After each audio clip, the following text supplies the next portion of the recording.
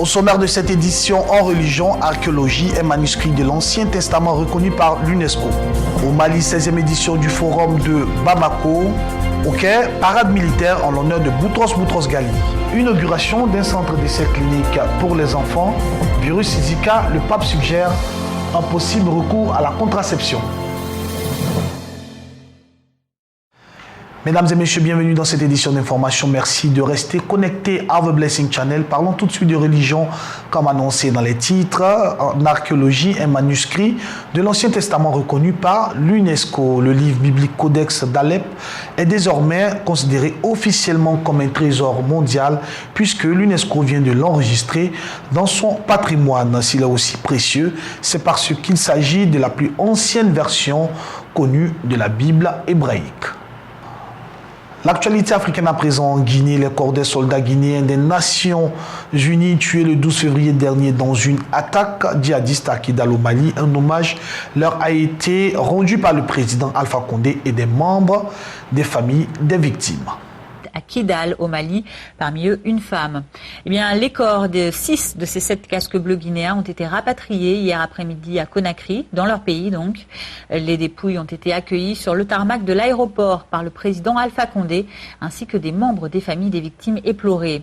Le 7e corps, celui de l'adjudante Micheline Lama, qui est décédée de ses blessures dans un hôtel de Dakar, devrait lui être acheminé à Conakry avant la fin de la semaine.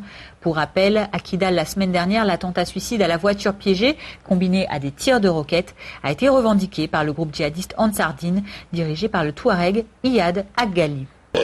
Une dizaine de personnes dans un espace de 3 mois, c'est vraiment dramatique.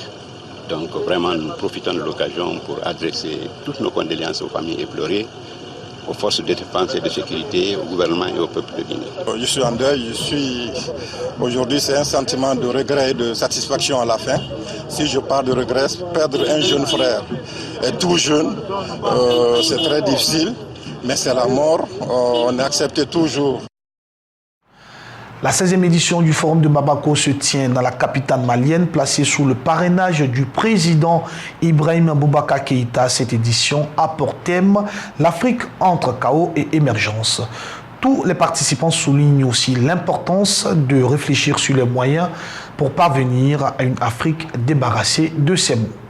D'entrée de jeu, le président de la Fondation Forum de Bamako a souligné l'importance des temps d'arrêt comme ceci pour changer l'image d'un continent dont la perception dévalorise les Africains et les fait douter. Le Forum de Bamako, fruit de vos efforts conjugués, est l'un des artisans à faire changer l'image de notre continent trop souvent perçue à travers l'œil des Gorgones. Le vœu secret de cet espace est d'être en rupture avec tout regard qui nous pétrifie, nous dévalorise, nous fait douter de nous-mêmes et nous paralyse. Le vœu secret du Forum est de contribuer à former, façonner, à pétrir le caractère de la jeunesse africaine pour qu'elle participe sans complexe à la réalisation des grandes œuvres de l'humanité. Le chaos est là, c'est indéniable, a-t-il souligné, entre les famines, les guerres, les coups d'État, la pauvreté et maintenant le terrorisme. Il y a de quoi se demander si c'est le continent de l'avenir comme tout le monde le proclame. Des moments de doute et de souffrance qui ne doivent pas laisser la place au découragement car l'Afrique, souligne-t-il, c'est aussi des matières premières, une population de plus en plus éduquée et éveillée, une jeunesse créative et des entreprises qui comptent. Après avoir souligné qu'aussi l'Afrique a une part des responsabilités dans ce qui lui arrive aujourd'hui, le Premier ministre malien a tenu à rappeler que c'est aussi un continent qui a trop souvent souffert des décisions prises sur son avenir sans en être consulté. L'insécurité aujourd'hui, souligne-t-il, c'est le fait de ces gens qui engagent des actions sans se soucier de finir le travail. Allusion ainsi à peine voilée au chaos libyen. Le chaos, c'est le désordre. Son contraire, c'est l'ordre. Quelles sont les conditions qu'il faut remplir pour permettre à l'Afrique d'échapper au chaos et d'émerger? Une fois que l'on se pose cette question, on est obligé de mettre l'accent sur les conditions qu'il faut réunir pour que l'Afrique soit une Afrique émergente. Ces conditions, l'ambassadeur de France au Mali les a énumérées lors de son discours. Pour lui, Il faudra un renforcement des États de droit et de démocratie en Afrique. Il faudra aussi investir dans l'éducation proportionnellement à l'accroissement de la population africaine. Autre défi à relever, mettre sur pied des politiques économiques favorables et investir dans les infrastructures. Une parade militaire a été organisée le jeudi dernier au Caire en présence du président égyptien Abdel Fattah al-Sisi en l'honneur de l'ancien secrétaire général des Nations Unies, Boutros Ghali, mort le mardi dernier dans un hôpital de la capitale égyptienne.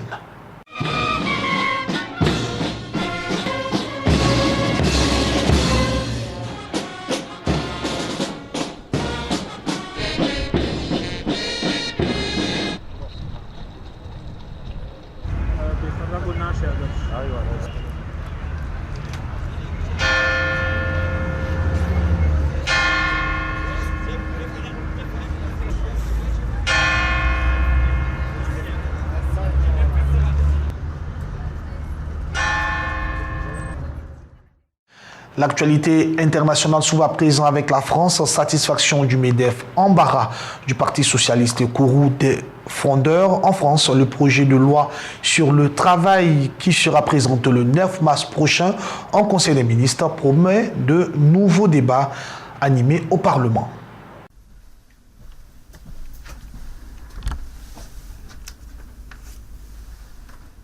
Cette compétitivité donne plus de flexibilité aux entreprises et donc effectivement pour avoir des effets positifs à long terme.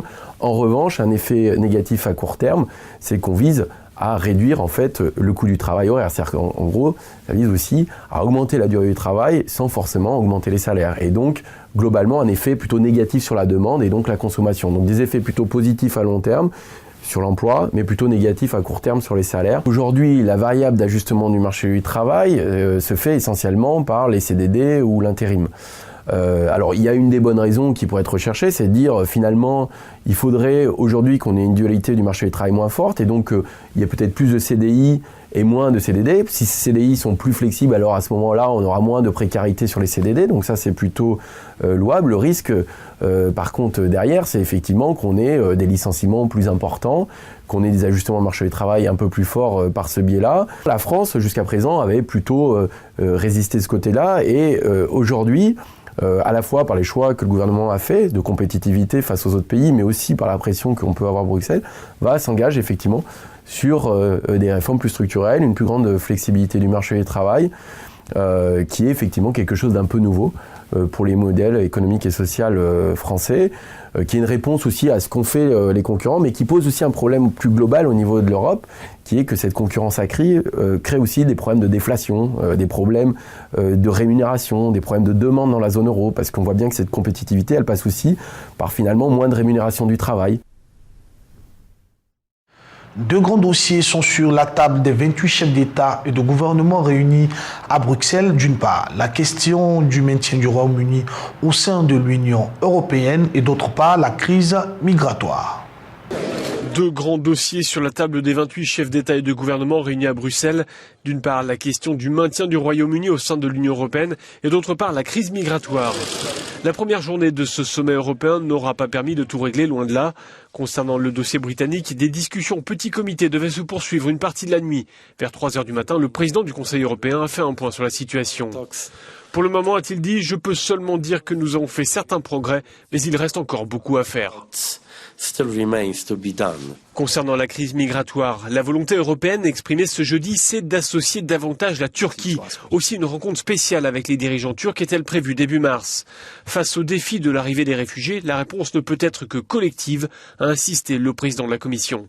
Avant la réunion, il y avait ceux qui doutaient de l'approche qui consistait à dire qu'il faut, pour résoudre le problème des réfugiés, adopter une démarche européenne, une approche européenne.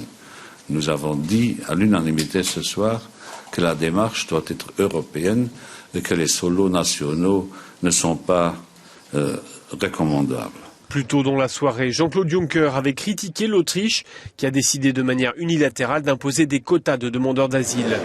Le sommet européen est censé reprendre ce vendredi en fin de matinée. Élections aux États-Unis à présent, les primaires américaines vivent au rythme des sondages et dans la course à l'investiture démocrate pour la Maison-Blanche, Bernie Sanders resserre l'écart. En un mois, il a néanmoins rattrapé plus de la moitié de son retard sur Hillary Clinton. Vous le savez, les primaires américaines vivent au rythme des sondages. Eh bien, dans la course à l'investiture démocrate pour la Maison-Blanche, Bernie Sanders resserre l'écart. En un mois, il a rattrapé plus de la moitié de son retard sur Hillary Clinton. Ce qui me motive, c'est ce que Martin Luther King disait. Vous vous rappelez ce qu'il disait? Il disait, je paraphrase, qu'il fallait juger les gens sur leur caractère, pas en fonction de leur couleur de peau, ni en fonction de là d'où ils viennent. Sanders a le vent en poupe depuis sa victoire à la primaire du New Hampshire. Un sondage le place même devant Hillary Clinton au niveau national, impressionnant quand on sait qu'au début de l'année, l'ex-première dame avait 20 points d'avance. Je sais que le sénateur Sanders a attaqué le président Obama. Il a dit qu'il était faible, décevant. Il a aussi essayé de lui trouver un opposant pour lui barrer la route en 2012. Mais vous savez, je ne sais pas d'où vient tout ça, mais peut-être qu'au fond, le sénateur Sanders n'était pas vraiment démocrate avant qu'il ne décide de se porter candidat à la présidence. Demain, c'est au tour du Nevada de voter. Les sondages placent les deux rivaux à égalité. Sanders espère un coup de poker avant la Caroline du Sud, un État qui semble gagner d'avance pour Clinton.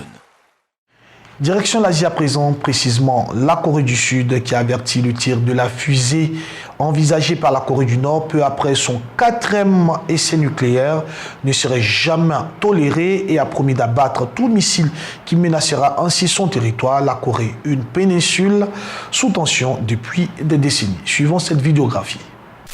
Au lendemain de la Seconde Guerre mondiale, au début de la guerre froide, la péninsule de Corée est scindée en deux le long du 38e parallèle. Le nord sous influence soviétique, le sud sous influence américaine. En 1948, la République démocratique de Corée voit le jour au nord et la République de Corée au sud. Le 25 juin 1950, la guerre de Corée éclate. L'armée du Nord franchit le 38e parallèle et envahit la Corée du Sud. Séoul est prise en 3 jours, les troupes nord-coréennes progressent jusqu'à l'extrême sud de la péninsule. Une coalition militaire menée par les Américains au nom de l'ONU repousse l'armée du Nord et atteint la frontière chinoise. La Chine entre en guerre à son tour, menant la contre-offensive avec les Coréens du Nord. Une nouvelle fois, les forces de l'ONU ripostent. La frontière est de nouveau fixée en mai 1951 à hauteur du 38e parallèle. En juillet 1953, la Corée du Nord signe un cessez-le-feu avec les États-Unis. La guerre aurait fait entre 2 et 4 millions de morts et de disparus. Depuis, aucun traité de paix n'a été signé et les deux parties sont toujours théoriquement en guerre. L'Iran soutient l'accord avec la Russie sur le gel de la production du pétrole à ces niveaux de janvier pour booster les prix du baril. Cependant, Téhéran ne dit pas s'il va ou non l'appliquer, cette mesure. L'Iran soutient l'accord avec la Russie sur un gel de la production de pétrole à ces niveaux de janvier, mais ne dit pas s'il va ou non l'appliquer. La délégation de l'OPEP venue à Téhéran ce mercredi a dû se contenter de cette réponse en demi-teinte, qui a toutefois permis un fort rebond des cours.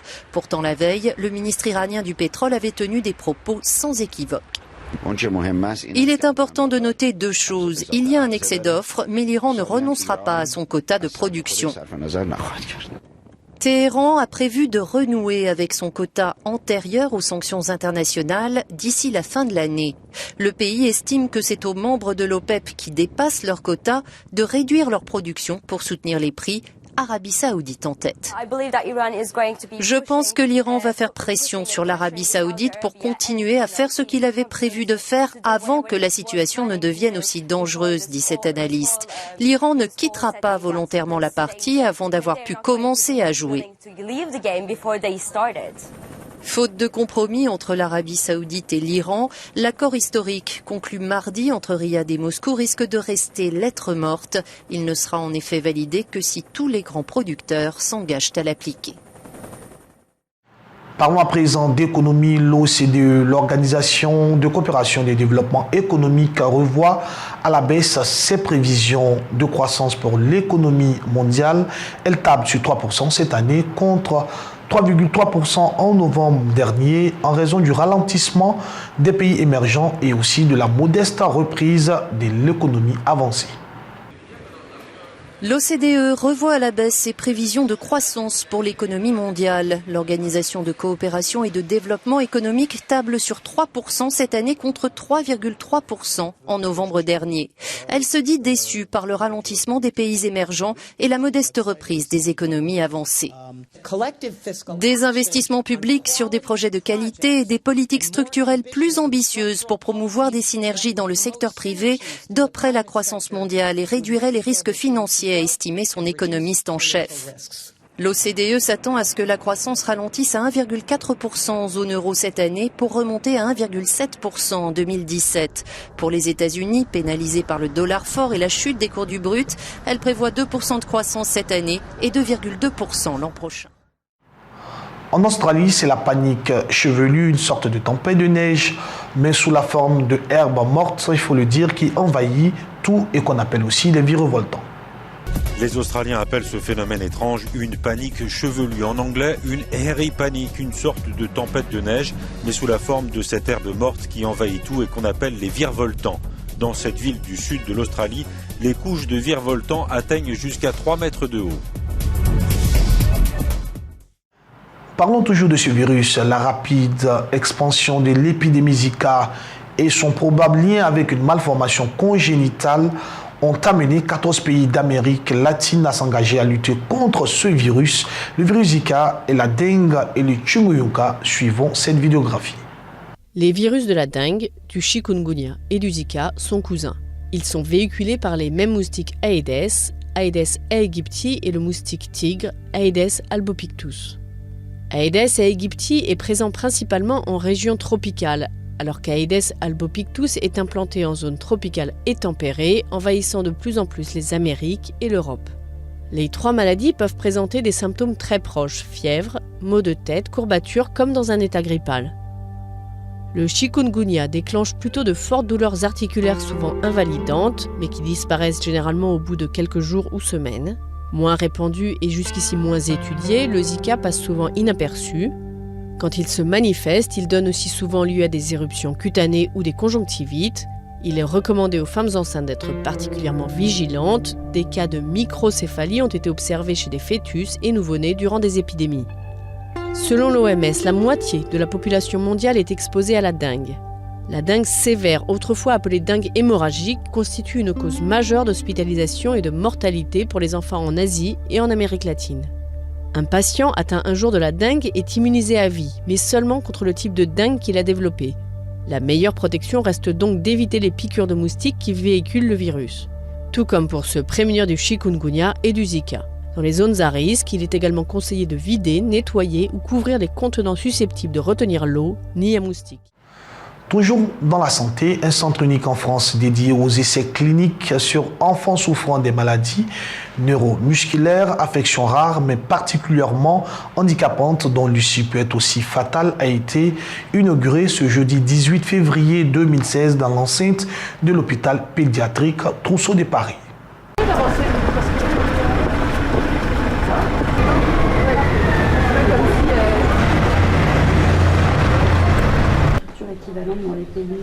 C'est les deux.